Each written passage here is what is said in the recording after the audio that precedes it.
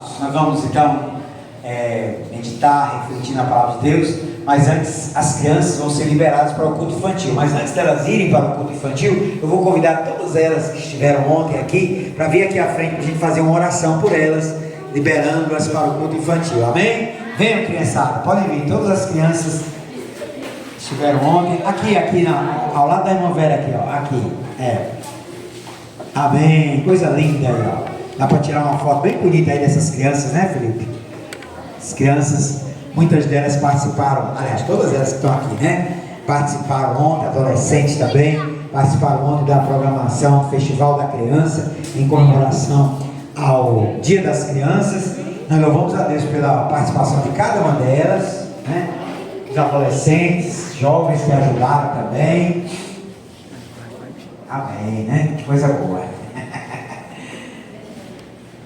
Amém. Vamos orar então? Vamos baixar as nossas cabecinhas e vamos orar ao Senhor. Deus eterno, Pai Celeste, abençoa cada uma dessas crianças, Senhor, que, ó Deus, ontem participaram daquela programação especial e que hoje estão aqui, Senhor, para também ouvir a Tua palavra, para também aprender do Senhor, para louvar o Senhor. Deus abençoa cada uma delas, seus pais, seus familiares, para que eles se sintam também motivados para estar não somente hoje, mas todo domingo aqui, para juntos aprendermos do Senhor. Abençoa, Pai, essas crianças e que a nossa igreja, essa comunidade, seja totalmente acolhedora, ó Deus, para amar essas crianças, para discipular essas crianças e que, ó Deus, o Senhor dê muita sabedoria às tias, às responsáveis que estarão ali no culto infantil, ensinando, repassando para elas a Tua palavra. Em nome de Jesus nós as abençoamos. Amém. Amém. Podem ir. Deus abençoe.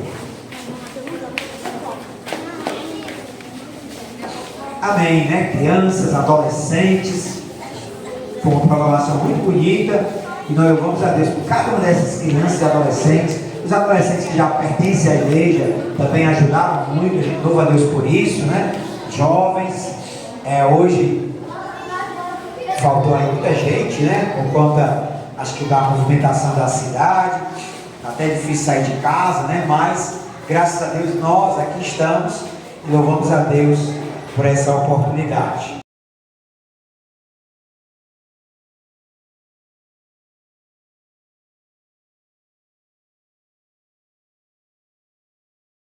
Abra sua Bíblia no Evangelho de João, capítulo 1. Evangelho de João, capítulo 1. Versículo de 1 até o versículo 4 e o versículo número 14. Amém. Evangelho de João, capítulo 1, do versículo 1 a 4, diz assim a palavra de Deus: No princípio era o Verbo, e o Verbo estava com Deus, e o Verbo era Deus. Ele estava no princípio com Deus. Todas as coisas foram feitas por intermédio dele, e sem ele, nada do que foi feito se fez. A vida estava nele, e a vida era a luz dos homens. Agora pularemos para o versículo 14. E o Verbo se fez carne, e habitou entre nós, cheio de graça e de verdade. E vimos a sua glória, glória como do unigênito do Pai. Obrigado, Senhor, pela Tua palavra. Te louvamos, ó Deus, porque ela é viva, eficaz, mais cortante do que espada de dois gumes. Bendito seja o Senhor pela Tua palavra. E, ó Deus, neste momento, nós queremos meditar, refletir, e que, ó Deus, as nossas mentes, corações estejam totalmente abertos para, ó Deus, sensíveis para ouvir a voz do Senhor através da Tua palavra. Amém. O tema deste nosso sermão, desta nossa mensagem, é as glórias de Cristo.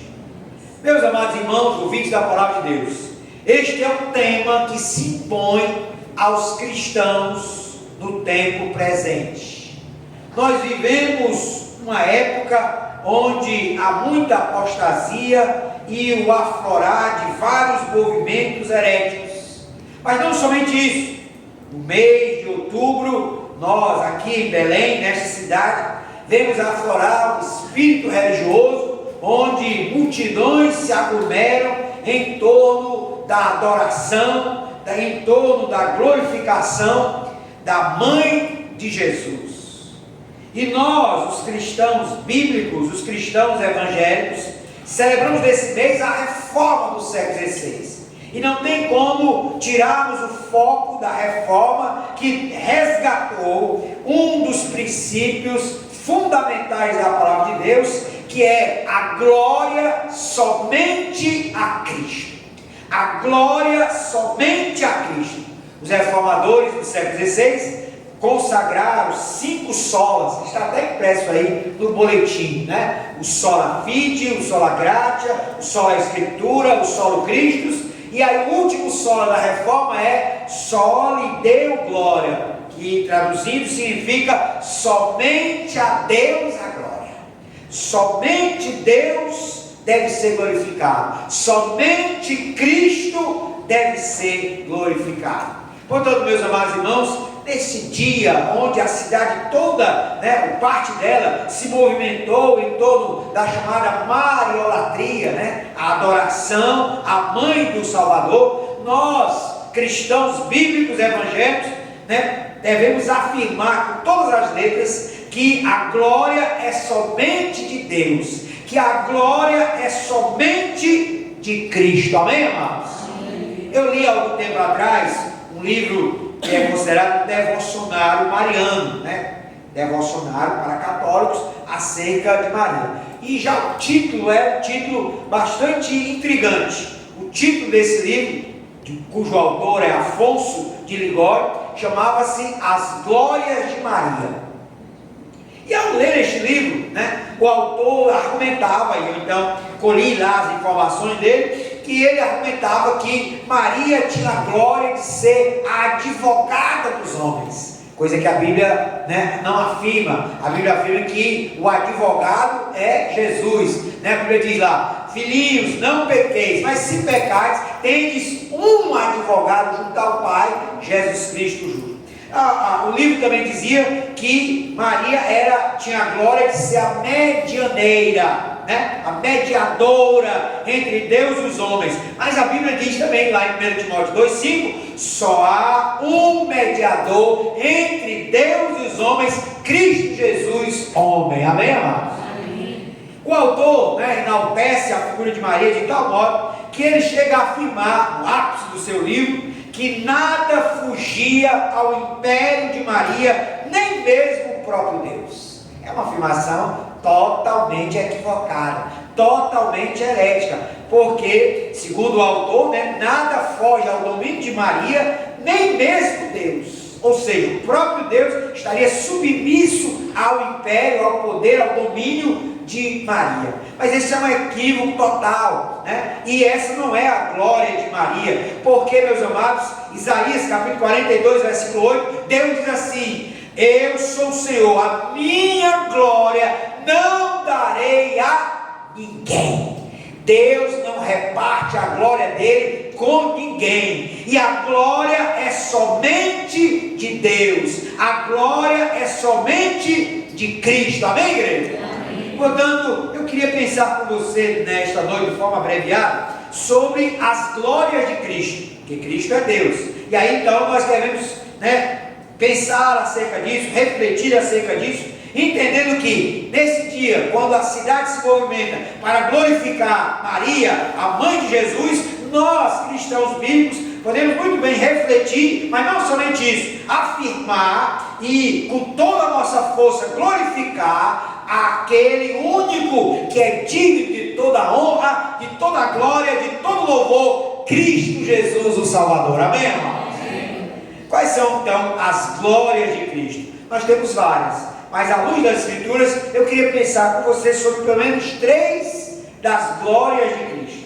A primeira glória é a glória do nome. Meus amados, Filipenses, no capítulo 2, versículo 9, o apóstolo Paulo, inspirado por Deus, escreveu assim: Deus o exaltou sobremaneira e lhe deu um nome que está acima de todo nome.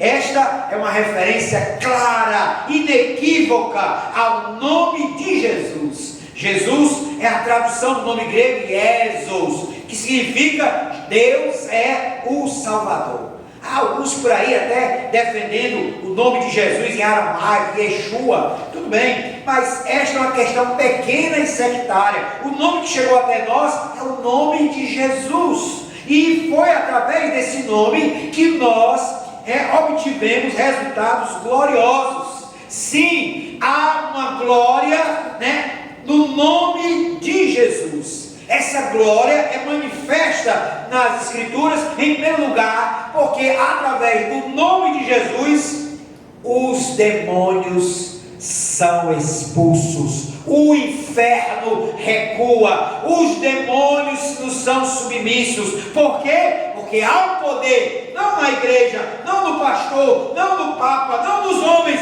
não na religião, mas há um poder no nome de Jesus. Amém? Louvado seja o nome de Jesus. O inferno treme diante da menção desse nome glorioso. No Evangelho de Lucas, no capítulo 10, você pode abrir comigo essa passagem.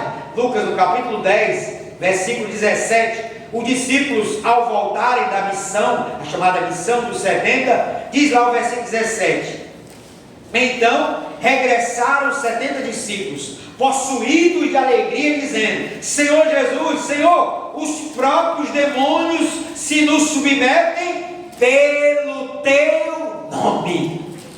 O nome de Jesus é poderoso. O nome de Jesus faz o inferno recuar. O nome de Jesus é o nome sobre todo nome. A glória de Cristo é a glória do seu nome. Não há nenhum outro nome no passado, no presente, nem no porvir que seja maior, que seja mais excelso, que seja mais poderoso, que seja mais sublime, que seja mais magnífico do que o nome de Cristo. A igreja diz amém? Este nome é um nome excelso. Este nome é um nome glorioso. Agora há um hino, acho que do cantor cristão, que diz assim: leva tu contigo o nome. Meus amados, se nós entendemos que há uma glória no nome de Cristo, nós precisamos, é parte da missão da igreja, é a missão da igreja, levar o nome de Jesus para o mundo, levar o nome de Jesus para aqueles que não conhecem, para aqueles que não invocam, para aqueles que não confiam, para aqueles que não glorificam. Leva tu contigo o nome. Sim, meus amados, nós somos impelidos a levar o nome de Jesus para o trabalho, para a família, para a parentela, para a faculdade, aonde eu e você fomos enviados, nós devemos levar o nome de Cristo. Amém, amados? Daí é que há uma glória no nome de Jesus, e cada um de nós precisamos exaltar, glorificar este nome. Este nome. Amém.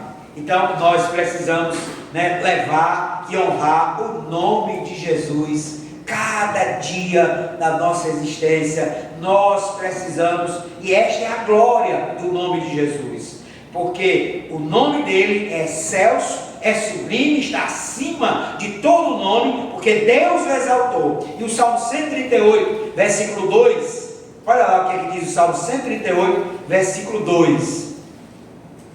Diz o Salmo 138, versículo 2, que Deus exaltou duas coisas.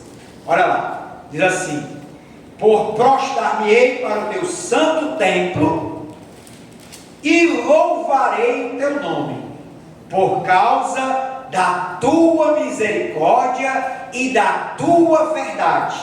Aí agora, pois magnificaste acima de tudo o teu nome e a tua palavra.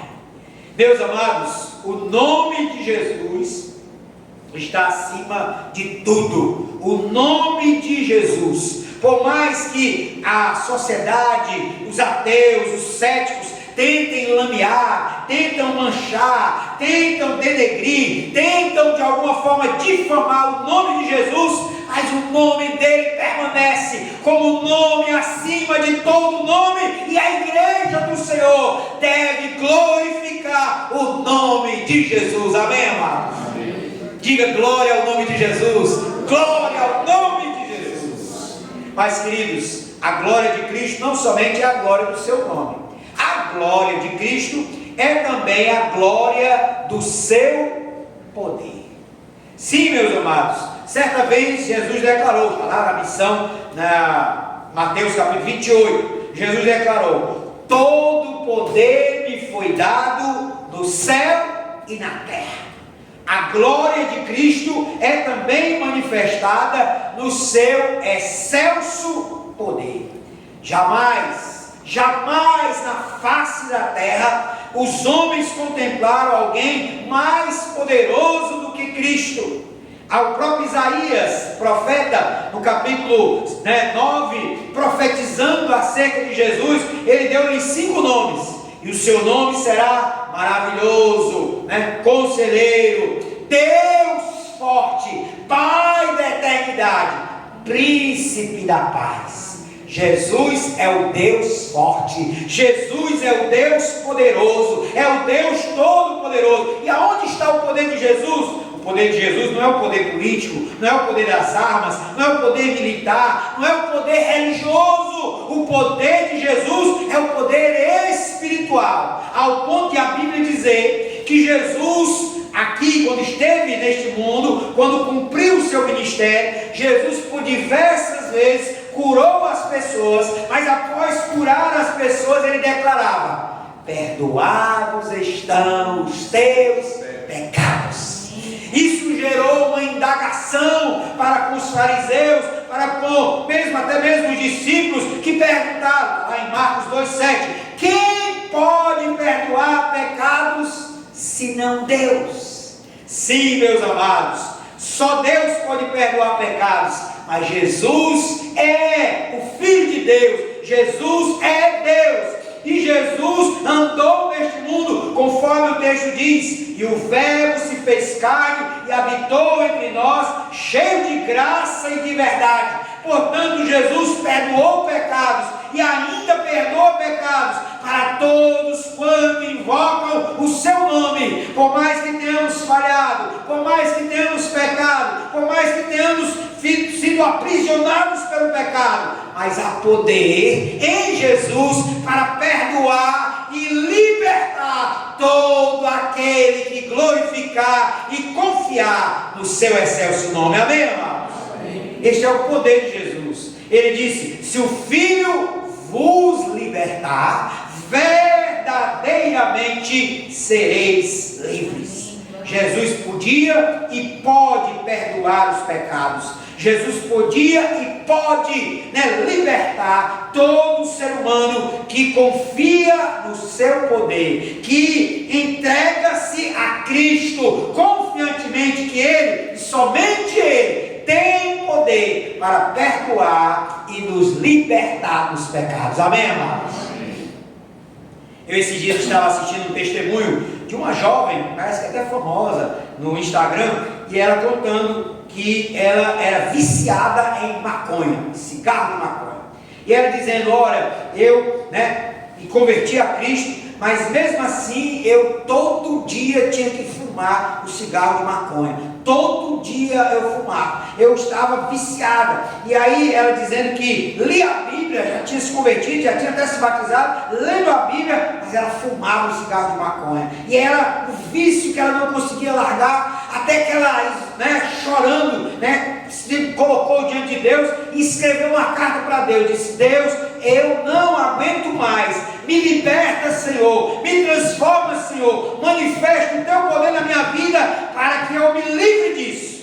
Diz que quando ela terminou de escrever aquela carta, em lágrimas, ela sentiu nojo de maconha e nunca mais ela pôs um cigarro de maconha na boca dela. Por quê? É o poder de Jesus, é o poder de Deus através de Jesus, que tem poder para perdoar pecados e libertar todo e qualquer ser humano que crê nele. Amém, amados? Mas não somente isso, o poder de Jesus, a glória do poder de Jesus, não somente é do perdão e libertação dos pecados, mas Uma outra questão é que Jesus também tem o poder sobre as forças da natureza. Nós temos, meus amados irmãos, que a Bíblia diz, pelo menos por 2 vezes, as Escrituras relatam que Cristo acalmou a tempestade e andou por sobre as águas, de tal modo que gerou o espanto dos seus discípulos, expresso na indagação. Marcos capítulo 4, versículo 41. Quem é este? Quem é este que até o vento e o mar lhe obedecem? Meus amados, Belém não tem mar, né? Só tem rio, mas os irmãos conhecem através de Salinópolis, outros Bragança, outras praias, né? E eu vim lá de Fortaleza e a gente vê aquele mar, né? Aquela coisa gigante, gigantesca, né? E aí a Bíblia diz que Jesus ordenou ao mar, aquieta-te. Jesus ordenou a tempestade, né? Acalma-te. E aí isso gerou nos discípulos um espanto e até a indagação: quem é este que até o vento e o mar lhe obedece? Este não é outro senão o Senhor Jesus, aquele que tem poder sobre todas as forças da natureza. Por quê? Porque Ele é o Criador. O texto sagrado nos diz, no versículo 3 de João 1, todas as coisas foram feitas por intermédio dele, e sem ele nada do que foi feito se fez. Jesus tem poder sobre o mar, sobre o vento, sobre a tempestade, sobre árvores, sobre todo o universo, sobre a minha e a sua vida, porque Jesus é o Criador. Amém, igreja? Amém. Há poder no nome de Jesus. Há glória do poder de Jesus. Este poder de Jesus, não somente para perdoar e libertar dos pecados, poder sobre a natureza, mas também, até cantamos aqui, Ele tem poder para salvar. A Bíblia diz lá em Hebreus, né, que Ele, né, nós temos o sumo sacerdote, nós não temos o sumo sacerdote que não possa se compadecer de nós, porque Ele tem poder para salvar. Meus amados, a salvação é algo, né, que nós precisamos cada vez mais ter convicção e proclamar. Cristo Jesus é o único que pode salvar. É por isso que Atos dos Apóstolos, capítulo 4, versículo 12. Abra sua Bíblia nesse texto comigo. Atos dos Apóstolos, capítulo 4, versículo 12.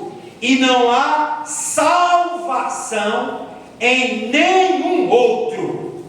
E não há salvação em nenhum outro. Está se referindo a Jesus. Olha aí o versículo 11 que diz: este Jesus é pedra rejeitada por vós, construtores, o qual se tornou a pedra angular. Aí no versículo 12 diz: e não há salvação em nenhum outro, porque abaixo do céu não existe nenhum outro nome dado entre os homens, pelo qual importa que sejam salvos. A salvação, que é não somente a vida eterna, a vida para além da morte, mas a salvação é vida agora, é paz, é alegria, é razão para viver. Quando nós, né, cremos em Jesus, o poder de Jesus é operado em nós para nos salvar. Que coisa maravilhosa, meus amados, é podermos experimentar a salvação, é poder dizer: eu sou salvo, não pelos meus méritos,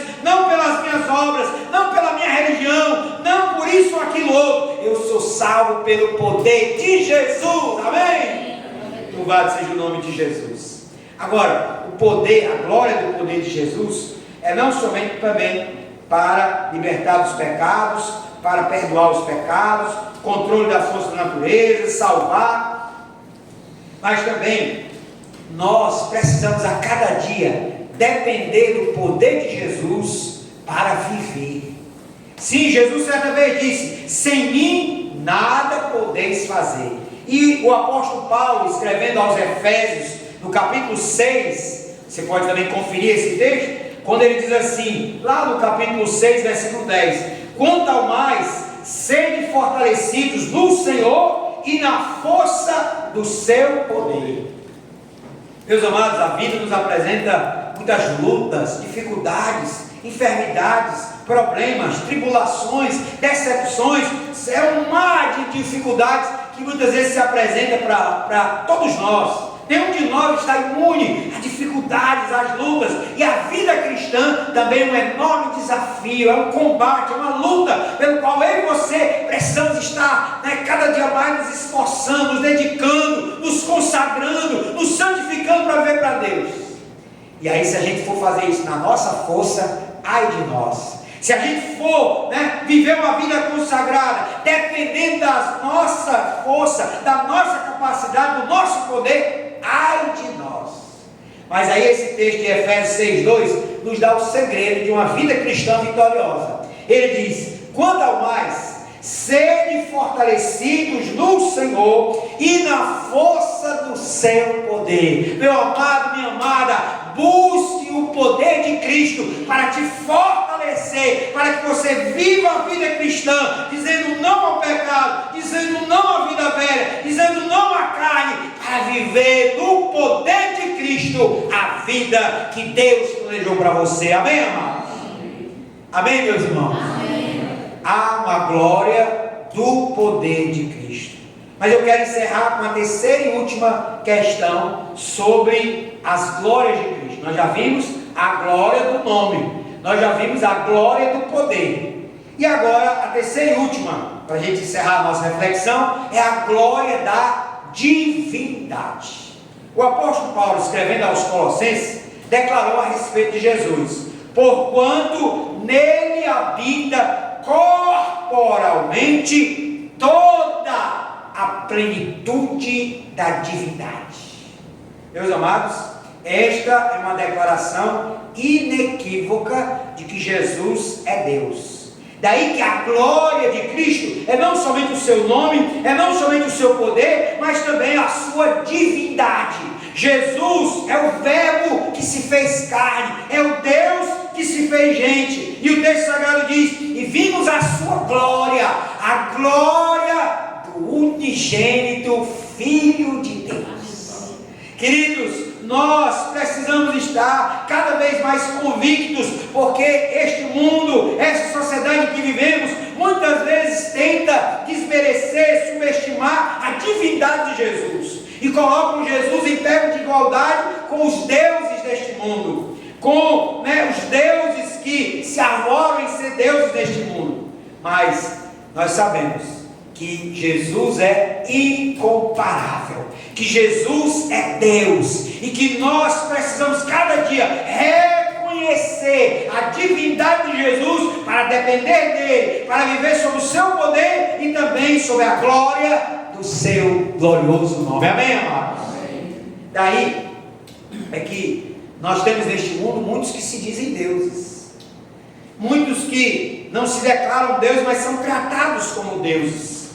Nós sabemos que na chamada doutrina católica, os chamados santos recebem adoração, recebem uma reverência tal qual de deuses ou de semideuses, como era o chamado panteão romano. Nós sabemos que a Senhora de Nazaré também recebe adoração como se fosse uma divindade, como o próprio Afonso Ligório, quando citei no começo dessa pregação, falava. Mas, queridos, há somente um Deus, e esse Deus é Jesus. Esse Deus é o Senhor. Ele foi excelso em tudo. Os homens comprovaram, e aqui nas páginas do Novo Testamento está de forma clara para nós que Jesus é Deus. Certa vez ele declarou para os seus discípulos e para os fariseus que estavam ouvindo: antes que Abraão existisse, eu sou.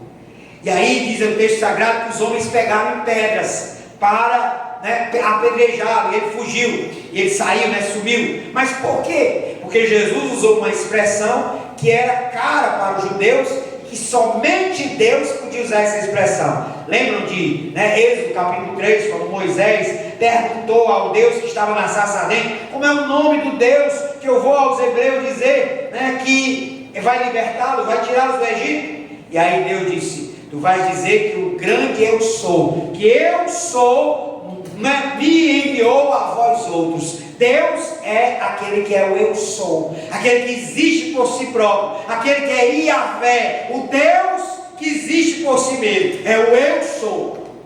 E aí quando Jesus lá no Novo Testamento, declara, antes que Abraão existisse, eu sou. As pessoas entenderam que ele estava, de fato, se afirmando como Deus, e de fato ele é Deus. Os sacerdotes mandaram certa vez prender Jesus, e os soldados que foram prendê-lo ouviram-no, e quando voltaram, não prenderam Jesus. E os sacerdotes perguntaram: por que vocês não prenderam? Por que vocês não trouxeram, Jesus preso?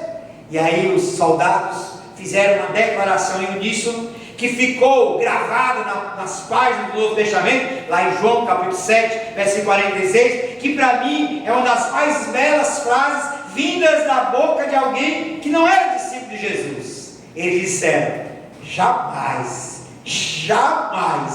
alguém falou como este homem. Jesus de Nazaré é Deus, porque a sua sabedoria, a sua sapiência é sublime, é excelsa. O sermão do monte, toda a sua ética, todos os seus ensinamentos são sublimes, de tal modo que as palavras de Jesus, ele sendo o verbo, mas as suas declarações são palavras de vida, e vida com abundância para todo aquele que nele crê. Amém, amados?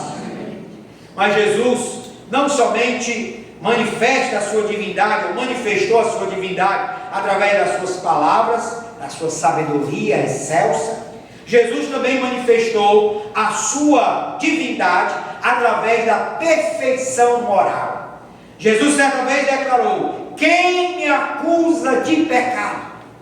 Todos silenciaram, porque jamais Jesus pecou. Ele era impecável. Ele, sem pecado, sem defeito, de tal modo que a Bíblia diz que ele era impecável, mas Deus o fez pecado. Deus colocou os pecados nele, de todos nós, porque nós sim somos pecadores, somos falhos, somos transgressores, somos carentes da glória de Deus, mas Jesus jamais Jesus pecou. Daí, meus amados, Jesus é divino, porque manifesta a sua divindade também através da sua perfeição moral. Amém, amados? Mas por último, Jesus é divino não somente pela sua sabedoria, pela sua perfeição moral, mas também pelas suas promessas de vida. Jesus certa vez declarou: as minhas ovelhas ouvem a minha voz, eu as conheço, eu lhes dou a vida eterna, e jamais perecerão, e ninguém as arrebatará da minha mão. Eu e você, se cremos em Jesus, nós estamos nas mãos de Jesus. Nós não vamos perecer, nós não vamos ser arrebatados, porque ele declarou: ninguém vai arrebatá-las das minhas mãos. Meus amados, Jesus prometeu a vida eterna. Jesus prometeu a vida com abundância, vida de paz, vida de alegria, vida de sentido para esse existir, através da crença em Jesus. Ele é divino, ele prometeu e ele cumpre, porque a Bíblia diz que Deus não é homem para que minta, nem filho do homem para que se arrependa. Jesus é Deus. Ele prometeu a vida, ele prometeu vida com abundância, ele prometeu paz, ele prometeu alegria, ele prometeu uma vida de sentido, e todo aquele que crer em Jesus pode de fato declarar: eu tenho paz, eu tenho alegria, eu tenho razão para viver, porque Jesus me deu vida. Amém, igreja? Louvado seja o nome de Jesus. A eternidade foi dada a cada um de nós, a todos que creem, por causa de Jesus. Mas aí, diante da divindade de Jesus, resta-nos aquilo que C.S. Lewis, famoso escritor anglicano do século passado, chamava de o trilema. O grande trilema da vida. Tem o dilema, que são duas opções, e o trilema são três opções. E aí C.S. Lewis era um ateu, que vivia lá em Oxford, professor, muito amigo de J.R. Tolkien, que escreveu O Senhor dos Anéis, e C.S. Lewis escreveu as Crônicas de Nárnia, famosíssimo no mundo todo. E C.S. Lewis era ateu e começou a ler a Bíblia, porque se interessava de conhecer todo o Antigo e sobretudo o Novo Testamento. Mas quando leu o Novo Testamento, ele se viu diante de um trilema. E esse se tornou o famoso trilema, que também atinge cada um de nós, afeta cada um de nós, ou cada um de nós também está implicado com isso. Diante de Jesus, diante das afirmações de Jesus, diante da glória de Jesus, diante do poder de Jesus, nós estamos também, eu e você, diante de um trilema. Ou Jesus é o maior mentiroso e farsante que já existiu nessa terra, ou Jesus é um louco, lunático, pelas suas afirmações, pelas manifestações do seu poder, ou por último, nós precisamos, à semelhança de C.S. Lewis, cair de joelhos e declarar: Jesus é Deus. Ele não é um mentiroso, um farsante, ele não é um louco, um lunático, mas nós precisamos concluir como C.S. Lewis concluiu e se tornou cristão: Jesus é Deus. E a semelhança de Tomé, ao ver a chagas em Jesus, se ajoelhou e declarou: Senhor meu e Deus meu. Jesus é Deus, Jesus é Senhor, Jesus é excelso, é sublime, Jesus é divino. Amém, igreja? Essa é a glória de Cristo, a glória do nome, a glória do poder, a glória da divindade. Quero encerrar essa reflexão com uma frase de um famoso escritor americano chamado Thomas Brooks, baseando-se naquela afirmação de Sulamita ao Salomão, que Salomão, ali representando Cristo, ela dizendo que Salomão seria, Cristo seria totalmente desejável. Aí Thomas Brooks, refletindo sobre a glória de Cristo, afirmou: Cristo é desejável, Cristo é muito desejável, Cristo é o mais desejável, Cristo é sempre desejável, e por último, Cristo é totalmente desejável. A glória do nome, do poder e da divindade pertence a Cristo. E eu e você, se somos de fato cristãos, precisamos todo dia, sempre e por toda a existência, glorificar a Jesus de Nazaré, e somente Ele, porque só lhe deu glória, ou seja, somente a Deus toda a glória. Amém, amados? Vamos baixar as nossas cabeças e vamos orar a oração de consagração.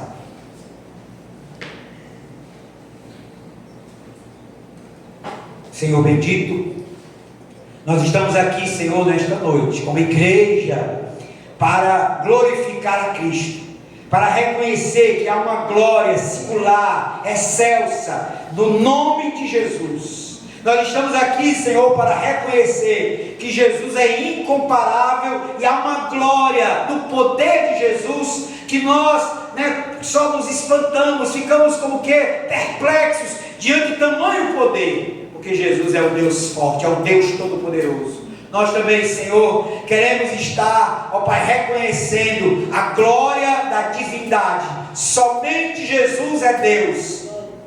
Ele é totalmente desejável. Que nós, ó Pai, como homens e mulheres que temem ao Senhor, que creem no Evangelho de Jesus, possamos desejá-lo a cada dia, para glorificar o seu nome, para glorificar o seu poder, para reconhecer a glória da divindade de Cristo. É assim, Deus, que nós oramos, e que cada um de nós, homens e mulheres que temem ao Senhor, possamos viver levando conosco o nome, que possamos viver dependendo do poder de Cristo para existir, que possamos reconhecer a divindade de Jesus, de tal modo que a semelhança de Tomé, possamos declarar: Senhor meu e Deus meu. É assim que nós oramos, no nome do Senhor. Amém.